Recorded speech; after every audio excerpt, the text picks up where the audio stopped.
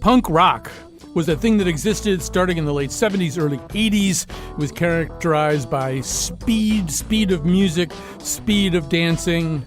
It was characterized by risk, chaos, and violence. And now it's kind of a nostalgia thing. It's been commodified to the point where punk rock is an adjective that can apply to almost anything. In preparing for the show, I found a podcast called the Punk Rock HR podcast. HR is in human resources. This is somebody telling people how to use, a punk rock attitude to fix the workplace. That's about as far as it's gone.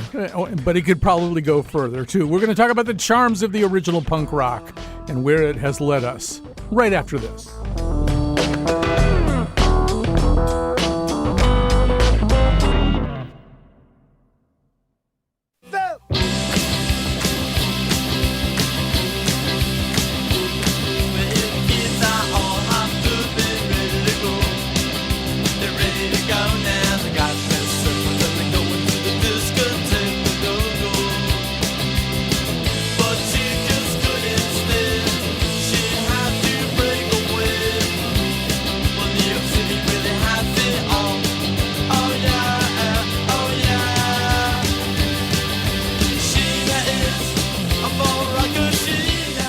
So let me begin with a little story. So it's like 1982 or 1983. It's as close as I can come. The one thing that I do know is what time of year it was, because I had been seeing around town some posters for a punk show, and it was being held on Good Friday. And these are crudely lettered Xerox. Poster would be actually overstating what it was. I was seeing pieces of 8x11 paper from a copying machine announcing this concert, if that's the right word, and it was by a group of local punk bands, and they had some little pictures on it and stuff like that, crudely drawn pictures, and it said, "It's Good Friday, we're going to hurt Jesus real bad." So that's kind of the level we were at. And so what had happened at the time here in Hartford, Connecticut, was that there was in the Frog Hollow neighborhood something called the Lithuanian American Club, which is it was a big, nice building that had a kind of concert hall in it. It might have been a church at some point, I don't know. But so it had, a big flat floor with no seats, and then kind of a loft, and then at the other end a stage. And it had been renamed The Lit instead of the Lithuanian American Club, and the punks had kind of taken it over a little bit. Other people would take it over in the years to come. But I'd never been to anything like this, and I thought, when I was a newspaper columnist, I'm leaving that part out. I was a newspaper columnist, and I thought, I got to find out what this is all about, and I'm going to do this, and I'll write about it. The headline act that night was a band called Jack Tragic and the Unfortunates. So I go to this show, and I'm up in that loft, because I could realize I don't want to be down on the floor. I'm not ready for that yet, because there's a lot of people doing the pogo and slam dancing, smashing into each other. I thought, I think I'll skip that for now anyway. So I'm up in this loft, and of course I'm not dressed like anybody else who's up there. I don't look anything like anybody else who's up there. So the people who are up there, these punks, kind of turn on me, and they start threatening me. I mean, not in a particularly realistic or meaningful way, but like just to be in character, to stay in shape, they're threatening me. And at one point, they kind of realized what my deal was. And so I remember one of them said, "You're in trouble now. You've been set up by the Hartford Courant," which actually could have been, the title of my biography in those years, Set Up by the Hartford Courant. But so anyway, I'm up there, and it's just this very, chaotic and weird scene. And I look to the other end this is a really big balcony. I look way to the other end of the balcony, and I see a guy I recognize, who's the only other person up there who doesn't look like the punks. He looks like me. And the reason he looks like me is he's also a newspaper journalist, and he's a sports writer. And his name was George Smith. And he looked even less punk rock than I did. He was just standing up there in like kind of a wool jacket. He looked more like what was going to become grunge, but there was no such thing at that moment. So I made my way over to him, and I said, "George, what are you doing here?" Because he just like, I didn't associate him with anything like this. And he looked at me and he said, "I served in Vietnam." He said, "And so I used to go to the bars in Saigon." He goes, "And this is the closest thing I can find to what that was like." The implication being that these were also chaotic and dangerous places. And so George had, become this kind of solitary attender of punk rock shows. I just want that to kind of hang in the air a little bit. Here's this guy, probably has a little bit of PTSD, but also has kind of a craving for the urgency and action of Saigon during the Vietnam War. So this is what he can find that's like that. I did eventually, I don't know if it was that night or other nights, but I did eventually go down into, more or less the mosh pit or whatever we might want to call it, where that kind of stuff was going on, just to see what it was like. I was playing a lot of basketball in those days. I figured I'd be okay, because you have to rebound and stuff like that, and people shove you in. No, nothing like that. It was really dangerous, and because you couldn't predict anything. Nobody was behaving in a predictable way, and it would come out of nowhere. And the dumbest thing you could do was watch the stage, watch the band that was performing. That was a good way to get hurt, because you sort of had to look around and sort of see who was about to come at you. So I don't know. That was punk then. It's still around now. There's a lot of people on the show today who know a lot more about it than I do. Let's get right to them, starting with Legs McNicol, the co-founder of Punk Magazine, co-author of Please Kill Me, the uncensored oral history of punk, and one of the people credited with slapping the label, the term, the word punk or punk rock on this thing that was supposed to be both a musical movement and a kind of more pervasive aesthetic. So, Legs, first of all, welcome to our show. Thank you. Thanks for having me. So, this is like trying to nail Mercury to a wall, but I think we need to at least sort of try to explain to people, particularly people who didn't live through it, either because they were too old or too young, what it is we're talking about. What would distinguish punk rock and the punk aesthetic from other kinds of things? It was just really loud, obnoxious music that had a beat and was more attitude than musicianship at the time. And then it grew into musicianship as it went along. Yeah, and I think speed is a big part of it, too. I mean, one reason I think maybe Nirvana wasn't a punk band was, Smells Like Teen Spirit isn't fast enough. I mean, even the way a punk band would count into a song. 1, 2, 3, 1, 2, 3. It's 1, 2, 3, 4. Yes. But when we started the magazine, we were more thinking of, it was a wacky title, punk. Yeah. To name a magazine Punk was kind of unheard of. And we were kind of going for the Simpsons, Rick and Morty type of humor. It was more kind of supposed to be a humor and music magazine, cartoons and rock and roll. And people started taking it very seriously. We didn't take it that seriously, Well, how about the punks? How about the punk musicians? Did they take it seriously, or was it kind of a dark joke about life? No, in the beginning, the Ramones didn't even want to be called a punk band. No one wanted to be called a punk band, It was a term of derision, Right. It wasn't praise, and it probably wasn't particularly commercial. I mean, punk is fundamentally an anti-commercial movement, or at least it seemed to be at the beginning. And the people who were doing it were, notably not making enough to pay rent, right? There was a way in which this was a really kind of hard scrabble movement by people who really didn't have a lot of resources. Well, no one understood it. And then when Sid allegedly killed Nancy, it was like, see, these guys just get high on heroin and knife their girlfriends to death.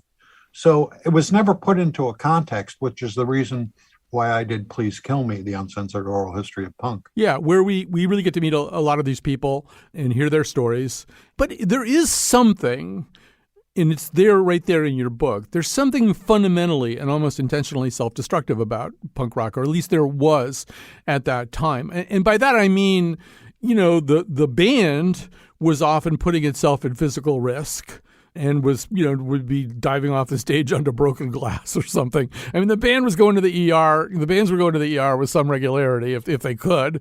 And the audience was in some danger. I mean, it was intentionally an unsafe environment, one where you were likely sooner or later to get hurt, right?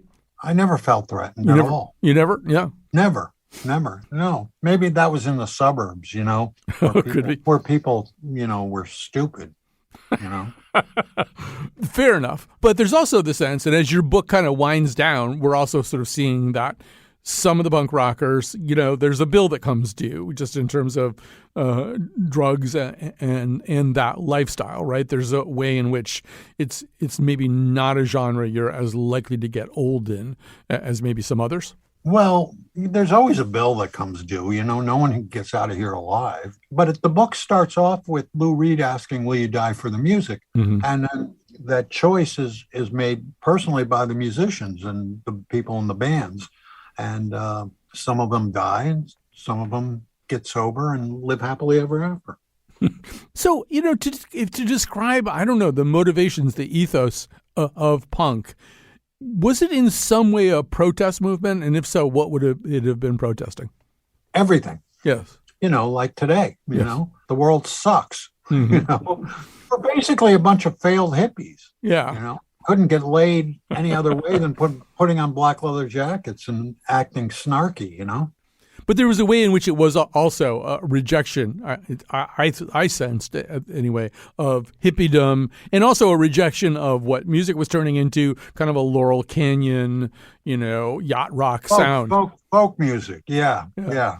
Well, we had all grown up in Hartford, there was WPOP. Remember that? Or maybe you're too old. Oh no, I mean, I do. really I young. am exactly old enough to remember POP and DRC. Yeah, yeah, in DRC. So there was, the Kinks, Hendrix, the Stones, the Beatles.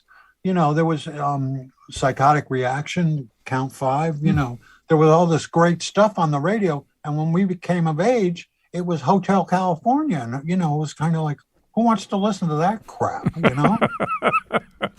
I'm laughing because we did an entire show years ago, entire episode about the Eagles as a rock group that inherently invites divisiveness. I mean, people get in fistfights in bars about whether they're good or horrible or whatever. So this is kind of an extension of that. But you said it was more the mood, yeah. of them. I'm not gonna. I'm too old to put down the Eagles now. What would And be the Journey point? and all the other, and Boston and all the other crap. Yeah. What would be the point? So, but there's, you said something at the beginning that I think it's important to come back to. So I think there's this notion with punk that you get on stage, at least in your early days, and there's also kind of a rejection of any kind of virtuosity, right? You're not going to try to play guitar like Jerry Garcia or George Harrison. You're not even maybe good. No, Yeah. God no. And so say more about that. Say what that was about or how that felt. Well, it was rock and roll stripped down to its roots. Basically Chuck Berry and Rumble by Link Ray. It was just really good rock and roll with no drums. Bob Gruen, the photographer who took the very famous picture of John Lennon, said he used to go see Led Zeppelin, and he would, during a drum solo, he would go out to make a payphone call, because those were the days before cell phones, to make a long phone call, and he'd come back and the drum solo would still be going on. I mean, it was just self-indulgent. It was very, very self-indulgent, and punk was not that self-indulgent except to the people's personal lives, Yeah. but not on stage. Right. And yeah, and that whole idea of compactness too. I know punk musicians would say, actually, if you were to look at one of our songs, if it were to be converted into sheet music with lyrics and stuff like that, it's about the same length as a lot of pop music, but it goes by a lot faster because we play so fast. There isn't that kind of idea of, let's have like certainly there's not going to be any 12-minute Grateful Dead, or Fish type solo infused punk song. No. In fact, Johnny Ramone once told Joe Strummer of the Clash, "We cut out 2.5 minutes," and he said, "What? What are you talking about?" From our set, we got it down from 25 minutes to 23 or 22 minutes. It was, people have lives and they have other things to do. That's a good point. There are other things to do than sit there and listen to, an 8-minute solo. So, so you're there at the beginning and you see what this is, and it is, a fundamentally anti-commercial movement. But the problem with every It was not anti-commercial. Say it more. Was just not the accepted vision of what was commercial. The American mainstream media and all that wouldn't, never took punk seriously, never commented on them. No one ever listened to it with a critical ear, Right. It was just very easy to put down, and everybody put it down until America's a big, 300 million people. It's a big place. It takes a long time for anything new to become acceptable. except maybe rap. Rap happened pretty fast because I guess black kids were a lot smarter and sharper, you know? Although it could be argued that the germination period for rap and hip hop actually is longer than most of us perceive it. But I know what you're saying. It reminds me also, as you say, that nobody ever really listened to it. We haven't played any since we opened up. So, Kat, let's go to A2. Let's hear a little bit of the Stooges. This is from 1969. I Want to Be Your Dog.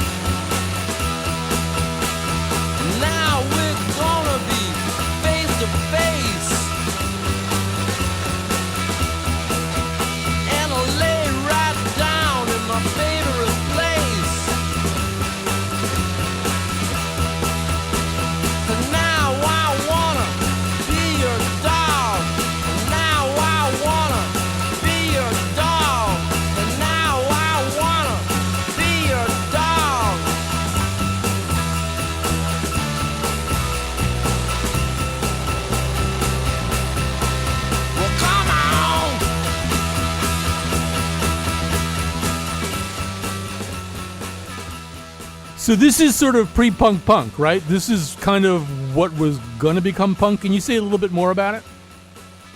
Well, everybody idolized the Stooges. I mean, the Stooges were the punk band to emulate, you know, and be like, because Iggy was so outrageous and so wonderfully intelligent at the same time, you know? Right. And so, you know, Iggy Pop's kind of an interesting example, too, because I don't know if you saw the Anthony Bourdain documentary Roadrunner, but there's a moment where he and Iggy Pop are, I think they're standing on a beach talking. And so Anthony Bourdain says to Iggy Pop, you know, well, what really gets you off now, these days? What really gets you going, you know, the way that you used to be? And Iggy Pop says, you know, it's really, really what gets me going is when I love somebody and they love me back. You know, when I really, really, truly love somebody profoundly and they love me back, which is, an unexpected answer maybe from Iggy Pop if people have kind of a crude idea of who he is. But it's also, you could see Bourdain's face fall because that's not how he'd been thinking about it, and he realized that maybe he's actually missing something.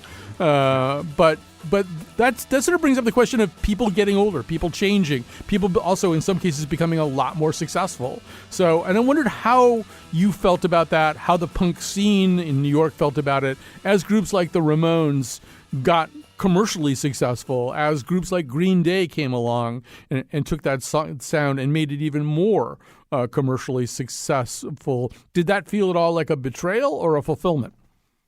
A fulfillment. The Green Day was, you know, Green Day were always just Green Day, you know. They're, you know, God love them, you know. But there's a misnomer in there that the Ramones became commercially successful. They only became commercially successful in Brazil. You only heard "I Want to Be Sedated" on the radio every once in a while. That was probably their biggest radio hit. But, you know, they had so many great pop songs. I mean, the Ramones were really a pop band, you know? I would agree with that, yeah. And those songs should have been played on the radio, you know? 24 hours ago.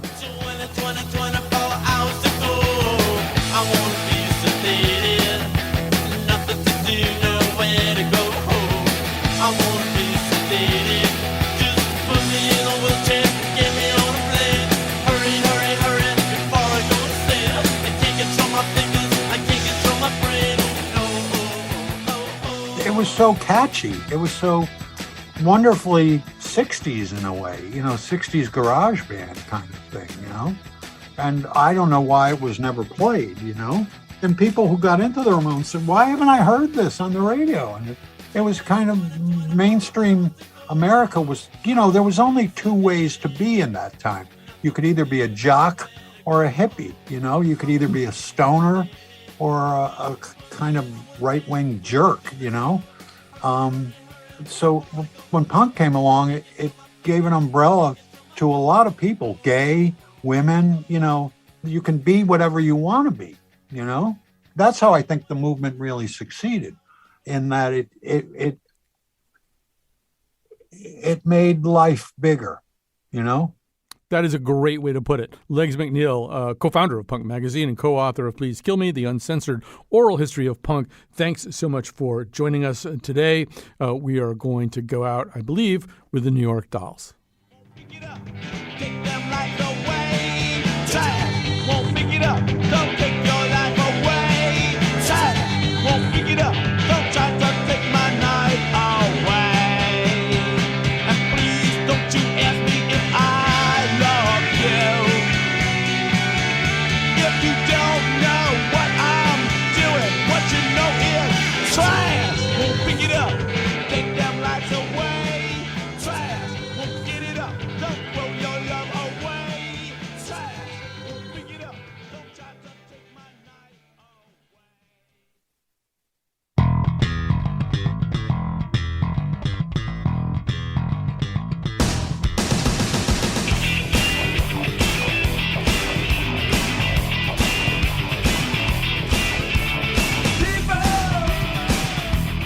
Keep on learning. Soldier, keep on warming.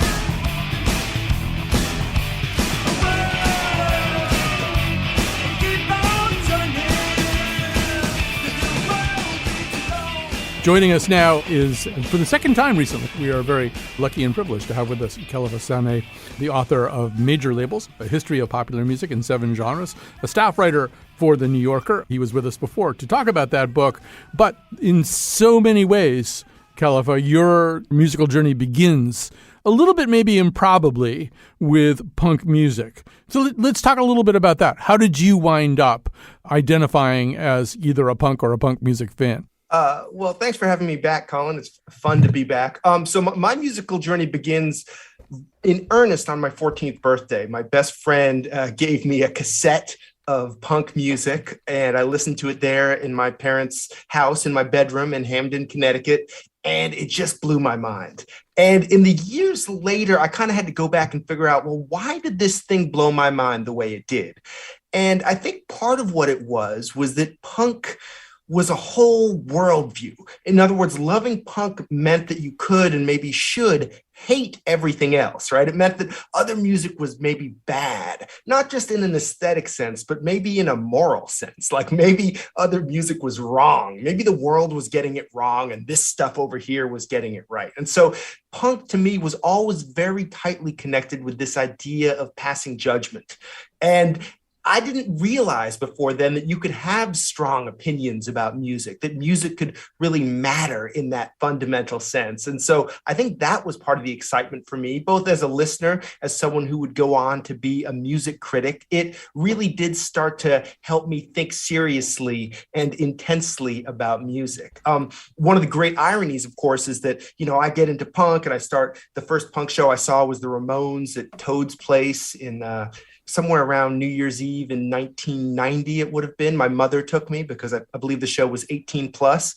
And so the only way I could get in was with my mom. But part of what I liked about punk was that it was underground. It was obscure. It was just like me and my best friend, Matt, and a few other people. And it made us different from the mainstream. The irony, of course, is that in those years, in the early 90s, punk was going mainstream again, right? The rise of Nirvana really puts a spotlight on punk music. And you mentioned in the earlier segment that a band like Nirvana isn't really punk in a traditional sense, right? The music's a little more slow, a little more rock and roll. And in fact, when Nirvana was an underground band on the label Sub Pop in Seattle, they didn't think of themselves as terribly punk.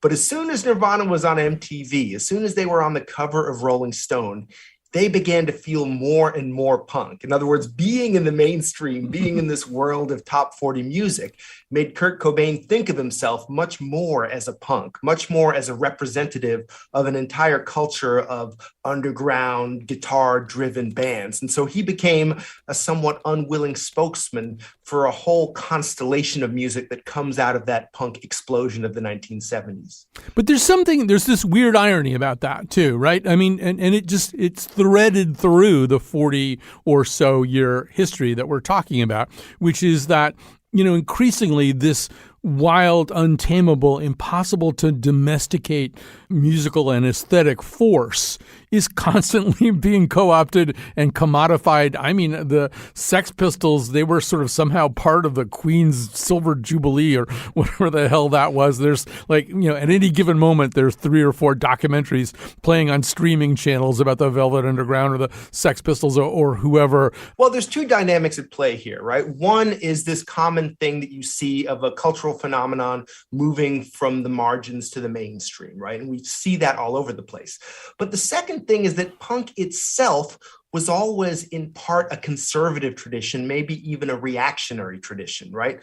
Punk emerges in opposition to all sorts of things, but one of the things that it emerges in opposition to in the 1970s is so-called progressive rock, right? And this idea that these bands are writing these long, complicated songs and they're borrowing from jazz and classical music, and rock and roll is getting too fancy. And punk is going to be the antidote to that. So in a sense, punk is going to be the antidote to rock and roll progress, right? Punk is going to be proudly regressive in a sense. And a lot of the bands were looking back to the rock and roll of the 1960s, sometimes the 1950s, and a simpler, more youthful, more exuberant form of rock and roll. And so in that sense, punk was partly a musical reformation. It was a project to make rock and roll good the way it used to be, a project to reclaim some of the lost goodness of rock and roll. And that, when you listen to the Ramones sing, "Do You Remember Rock and Roll Radio?" right? The idea isn't that they're charting a course into chaos in the future. The idea is we're going to bring things back to the way they used to be when we were kids. And so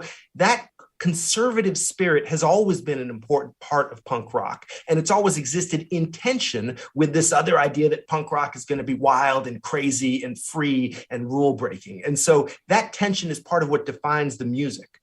Yeah, and there's sort of an interesting thing going on during this period because there are 2 musical movements that are almost simultaneous. One of them is punk, and the other one, which also kind of originates from the same population centers, New York, LA, to a certain degree, London and other British cities as we go along, and has its own aesthetic, has its own style of dress, has its own venues and clubs. And of course, I'm talking about disco, which couldn't be further away from punk stylistically. I can't imagine anything being further away from punk stylistically. But there's a way in which these 2 movements are both also perceived as displacing what had been very popular kinds of rock, right? Eventually, rock kind of lashes back at disco and tries to destroy it. But there's something going on there. And I'm guessing, knowing you, that you've thought about this. Oh, yeah, absolutely. I mean, they were punk rock and disco were 2 different reactions to and maybe also symptoms of the fact that rock and roll was getting a little old. Rock and roll was coming to be perceived as kind of bloated, kind of boring. And there were many different reactions, but one of the reactions was punk rock, which was very intentional, right? It had a flag you could wave and we're going to join this music and we're going to be different. Disco had a different approach. The idea is no, we're all going to come together. Everyone's going to be welcome. Rolling Stones can make a disco song. Rod Stewart can make a disco song. We're going to welcome R&B singers and Latin music and European electronic producers, and everyone's going to come together. And, there's problems with both of these, right? One of the problems with punk, if you want to call it a problem, is most people just don't like it that much. Most people don't care. Most people, the Sex Pistols were not, even in the UK, they weren't that popular. In the US, they weren't really popular at all. As Legs was talking about, the Ramones never had huge success in America. The problem with disco, of course, is that it generates a backlash of its own. The fact that everyone was part of it, the sense that everyone's listening to it, it's the opposite of what punk rock provided, right? Punk rock provides you with a way to tell the world, I'm different from everyone else. Disco provides a way for the world to come together and to think we're all together on the dance floor. All these genres and cultures are mixing. We're all going to listen to the same thing. We're all going to dance to the same beat. And often what happens is that at those moments when all these people come together, that's what generates a backlash. That's what generates a new generation of people wanting to find ways to say, I'm different from you. One of the things that happens, especially in the UK, is that disco and punk sort of merge in the aftermath, right? In the early 80s, you get what we call in America new wave, right? Which takes some of the sounds and some of the beats from disco and marries it to some of the energy of punk rock. And you get a whole new generation of former punks often with colorful hair and colorful clothes playing synthesizers instead of guitars. So you see a new generation that way. And I got to say that punk endures on as kind of two things at once, right? It endures on as a sound, right? Like a band that sounds sort of like the Ramones is going to be punk. And it also endures as an attitude, a sense of defiance, a sense of rejection. And sometimes those things come together, right? Sometimes the bands with loud guitars and fast tempos also have the attitude of defiance and rejection. And sometimes those things are separate, right? So you can have an artist who's, techno or hip hop or something and has some of that punk attitude, or you can have a pop star like Olivia Rodrigo who's drawing from punk rock music without necessarily presenting herself as a force of defiance against the mainstream. So in that sense, punk has had this kind of split existence over the decades. Yeah, I think the other thing that you see to that point is a lot of people who were, first of all, yeah, you saw it with the new wave bands. The new wave bands came over. I remember I was interviewing a band, I think they were called The Records, and it turned out one of them had been in a band called the Rat Bites from Hell. And I didn't have to ask a lot of follow-up questions about the Rat Bites from Hell. I mean, I could, but certainly, yes, exactly. Although there was a big debate in the dressing room about whether they'd been called the Rat Bites from Hell or the Fabulous Rat Bites from Hell. And it may have sort of alternated a little bit. So you had that. But Califa, now I feel like also what you've got is a lot of musicians who are not punk musicians, but spent time in hardcore. So, I mean, there's some pretty unlikely manifestations. The Dropkick Murphys, if you hear that vocalist singing those first few notes of Shipping Off to Boston, there's just no question he was a hardcore punk singer at one point and maybe still thinks of himself that way. I'm a sailor in pain, and I lost my leg. Climbing up the top sails, I lost my leg.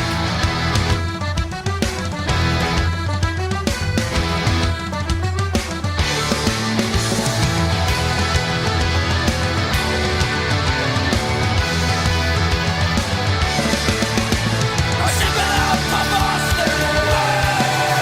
I'm shipping out to Boston. I'm shipping out to Boston. I'm shipping out to find my way. Or somebody like the Hold Steady, who don't sound like a punk band. But I think a lot of those guys played in hardcore bands, and it's why some of their songs sound the way they do. And also generations of listeners, right? People that think a lot, maybe think too much about music, are disproportionately likely to have had at least a phase when they were punk, right? Because punk is always going to be appealing, or is often going to be appealing to people that are trying to figure out who they are, because it offers such a strong sense of identity and a way to think about musical goodness and badness. And something that people are trying to figure out now is what it even means, right? The rapper Young Thug released an album called Punk last year, but he's a brilliant artist and kind of a cryptic person. He never really explained it. He was asked in one interview, what is a punk? And he said, what makes a true punk? Not giving a bleep, speaking the truth, being your truest self, but then it can also mean whatever you want it to mean, right? So that's one idea, that like punk is everywhere. It can be whatever you want. That said, like one of the most popular musicians playing in that style now is MGK, formerly the rapper known as Machine Gun Kelly, who's this white rapper who's transformed into kind of a pop punk star and celebrity. And I saw someone on Twitter just now saying MGK is about as punk rock as an insurance salesman. And that warmed my heart, because that indicated that this term is still something that makes people mad, that people want to fight about. And I think as long as punk rock remains something that some people find worth fighting about, it'll remain relevant in that sense. Right. Actually, let's hear a little bit of Machine Gun Kelly. This is I Think I'm Okay. Kat, this is B2. Watch me take a good thing and mess it all up in one night. Catch me, I'm the one on the run away from the headlights. No sleep, up all week, wasting time with people I don't like. I think something's wrong with me. Drown myself in alcohol, that shit never helps at all. I might say some stupid things tonight when you pick up this call. I've been hearing silence on the other side for way too So, long. Califa, it doesn't sound like punk, but the attitude, some of the things that are being said there, I think probably yeah, do and fit the mold. he has other songs that follow more closely in the Ramones template, and he's known for playing this pink guitar. But yes, part of what you're hearing in a song like that's kind of borrowing a little bit from hip hop is this tradition of emo, right? Emo comes out of punk rock. It kind of arises in Washington D.C. in around '85, and it's short for emotional hardcore. Hardcore is short for hardcore punk. But the idea of emo is that it is this punk rock tradition where you're singing about feelings, right? You're expressing strong emotions. And so to a generation of listeners, ironically, and this would astonish people back in the 70s, to a generation of listeners, punk rock means singing love songs. Punk rock means singing kind of angsty, melancholy lyrics about your love life. And, that is one of the greatest ironies of all, is that punk rock would undergo that transformation. In fact, for Young Thug, the rapper I mentioned, I think part of what punk meant to him was that he was going to make an album that was more emotionally vivid, maybe, or more emotionally explicit than the albums that he had made before. So the fact that punk rock to some people means love songs is one of the most unexpected twists in this whole story. I also feel like the earlier stages of hip hop, of rap, there's not a huge jump from LA punk to, say, Public Enemy, right? Elvis was a hero to most, but Elvis was a hero to most. Elvis was a hero to most, but he never meant to me. Is he straight out racist? The sucker was simple and plain. Motherfucking in John Wayne. Cause I'm black and I'm proud. I'm ready, I'm hyped plus I'm amped. Most of my heroes don't appear in no stamp. Sample look back, you look and find nothing but rednecks for 400 years if you check. Don't worry, be happy. Was a number one jam. Damn if I said you could slap me right here. Get it? Let's get this party started right. Right on. Come on. What we got to say. Yeah. Power to the people, no delay. Make everybody see. In order to fight the powers that be. Fight the power. Fight the power.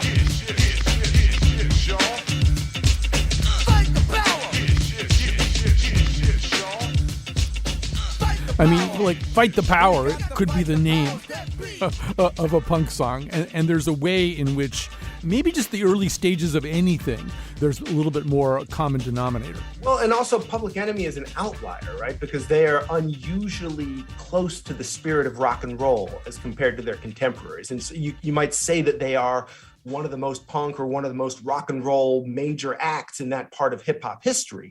I think maybe not coincidentally, they turned out to be less influential than, say, NWA and what came to be known as gangster rap, right? You don't hear a ton of hip hop acts in the decades to follow that sound like Public Enemy, where you do hear a ton that sound like NWA and Dr. Dre. So yes, that's definitely part of hip hop history. And in fact, if you talk to Chuck D knows the history of rock and roll. He knows all this stuff. He's a musical omnivore. So yes, I think that's probably no coincidence. Yeah, and I mean, the problem, the difference, one of the gaps between gangster rap and I think punk I just watched the Penelope Spheris, that first documentary, Decline of Western Civilization. Yeah. And so like so those guys are kind of reveling in how freaking broke they are. The lead singer of Black Flag is renting a closet for $16 because that's all he can afford because they don't make any money doing this. And so that sort of the kind of Mandarin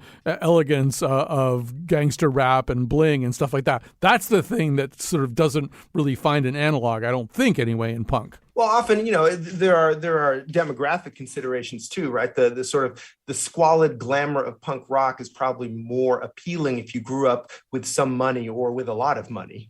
Whereas if you grew up poor, there's probably nothing to celebrate about renting a closet and a lot to celebrate about having enough money to buy whatever you want. I think the thing that sticks with me from that Decline of Western Civilization is the scene with the band Fear, where Lee Ving, the lead singer, is taunting the audience. And, there's a real sense of like menace or potential violence, or you don't know exactly what's going to happen. And even that question, right? If punk rock is so defiant, why are you interested in pleasing the audience, right? Wouldn't a truly defiant punk band be hostile in some sense to its own audience? And I think, you were talking before about commercial success. I think that's always been a subcurrent in the history of punk rock, right? To what extent can you create a band that's popular over time and giving fans what they want? Is it punk to give fans what they want, or does punk mean always giving fans something a little bit different? And does that mean that the people following in this tradition of punk, if they're really doing it right, does that mean that they should sound different or have a different attitude from their predecessors decades past? Right. And now punk rock has kind of become this adjective that is, applied into just wildly, seemingly inappropriate situations. I found getting ready for the show, there's something called the Punk Rock HR podcast. It's actually about human resources, but apparently with a punk rock attitude. There's a go ahead. The hilarious thing is that it's used as a compliment. Yeah. That right. would have shocked people 40 years ago, right? If someone's like, wow, that's, this is a new company. We're kind of punk rock, meaning as a good thing. So yes, that's funny too. Well, disruptive became, an accolade, right? And I think that's sort of where punk rock becomes synonymous. Yeah, and in the old days, it was linked also sometimes to nihilism, sometimes to far right political beliefs, right? In certain places, and especially in the early days, punk rock was scary. And I think that is one thing that's really changed. Whether you love it or care for it, not at all, there's nothing particularly scary about punk rock in 2022. Right. So we're going to go out of this segment with Green Day. But I remember sitting, as I'm sure you did, in, a kind of velvet-covered seat in a theater watching American Idiot, thinking, well, this has kind of got to be the death of punk if we're sitting here in a Broadway or Broadway-esque theater watching something like this. It can never die. It can just stagger along, sometimes looking tougher than other times. All right. Well, once again, thank you so much for being with us today. Always a pleasure, and particularly around this subject. Khalif Hassaneh is the author of Major Labels, A History of Popular Music in 7 Genres, and a staff writer at The New Yorker. I am one of those melodramatic fools, neurotic to the bone, no doubt about it. Sometimes I give myself the creeps. Sometimes my mind plays tricks on me. It all keeps adding up. I think I'm cracking up. Am I just paranoid? Am I just up? I went to a shrink to analyze my dreams. She says it's like a sex that's bringing me down. All right, Kat Pastor is our technical producer today and every day, ideally. This particular episode was conceived of and produced by Jennifer LaRue, but it's also all hands on deck here helping out senior producer Lily Tyson and, of course, Jonathan McPants. So thanks to everybody. And let me just say also that when Jennifer first started to talk to me about this idea, I said, I'm sort of less interested in talking to, any surviving Ramones or something like that, or somebody from Green Day or Henry Rollins or whatever. I'm really more interested, to me, punk rock, punk music, particularly as I, experienced it from a slight remove in the 1980s. It really is also this kind of grassroots thing, which a lot of people do and play and care about, and don't necessarily enjoy all this the perks of mega stardom. So let's make sure we talk to those musicians too. With that in mind, we're talking to Amy Wapple and Ben Social, who formed the Westport, Connecticut-based punk band Sad Plant in 2007. So first of all, welcome to our show, Amy and Ben. Hey, how are you? Thank you for having us. So 2007 might be considered to be a little late of the game for starting a punk band. Amy, tell us how that happened. Well, it is a little late in the game, but I actually didn't start playing bass until 2007. We've been involved in punk since we were kids, but I didn't start playing until then. I gotcha. So when you, Amy, let me just stay with you for a second. When you say involved in punk, tell me a little bit about your history with the music, the aesthetic, the movement. Oh, well, 1986, Ben and I saw my first punk show that Ben took me to, and that was the Ramones and the Queers at the Agora Ballroom in Connecticut. Yes, know the band and the venue. Actually, Kat, let's play a little of C1 just to bring back some memories here. I used to be on an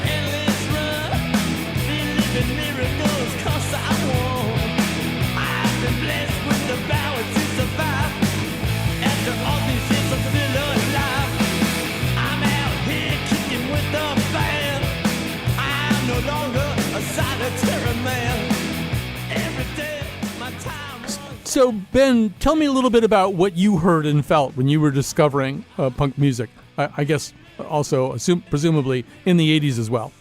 Yeah, well, I mean, I'm 54, so yeah, I mean, I was, geez, early 80s, late 70s. I had a sister 4 years older that kind of turned me on to the Ramones. I was probably sixth grade, first time I heard the Ramones. And I didn't identify anything as punk rock, but, I just dug them. They were cool, and it became, one of my, favorite bands. And, I guess I do owe that to my older sister, who was, like I said, 4 years older. So she turned me on to it. So, Ben, there's sort of a sense that punk rock in the 80s spoke to people who didn't feel spoken to in other ways, who felt either alienated or unreached by whatever mainstream culture was at the moment. Was that you? Not really. And I mean, we grew up in Old Saybrook, which, it's an affluent place. And, I wasn't really a freak. There was only a couple of skaters and a couple of kids into punk rock back then. And, I was one of them. I wasn't ostracized for it, but, it wasn't really a thing. Yeah. That's for sure. All right. Speaking of skaters, before we run out of time, let's play a Sad Plant song. Kat, this is C2.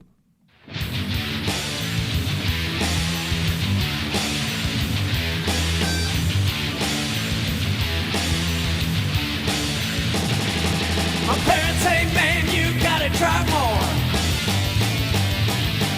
All you do is play guitar, put your round in that board. So it's time to get a job and a place to grow your own.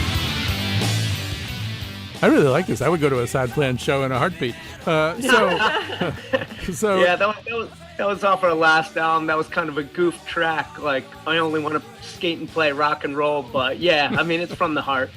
Of course. So yeah, Amy, and that brings up the question: when you guys do a live show, and I know live shows have been hard over the last 2 years to even to do, like who shows up? Who's still in that kind of mindset? Who are your fans?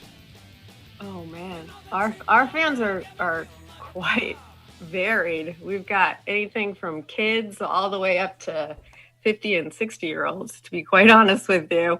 It's pretty insane, really. Yeah, and Ben, do you get any feedback from them? Not sonic feedback, but feedback like, this is why we love you, this is what I'm here for, here's what you do for me? I don't know. That's a tough. I mean, back certainly when I've been playing punk rock since I was a teen. Amy started playing bass in 2007 when we started the band, and certainly back then we had a lot of kids interested in the band, which that's kind of switched. Over the last decade, less kids, more older people. Well, the kids grew up. Kids grew up, and back then had a lot of feedback. From them, whatever. We were kind of, punk light. We were, not necessarily a dangerous hardcore band. We were just kind of a goofy, fun band, and that was the feedback we got. And we've kind of stayed along those lines up till now. We still get that feedback from even older people that, we're just a fun band. Yeah. I get a lot of girls who come up to me and say, I grew up watching you and thank you. So it's pretty weird.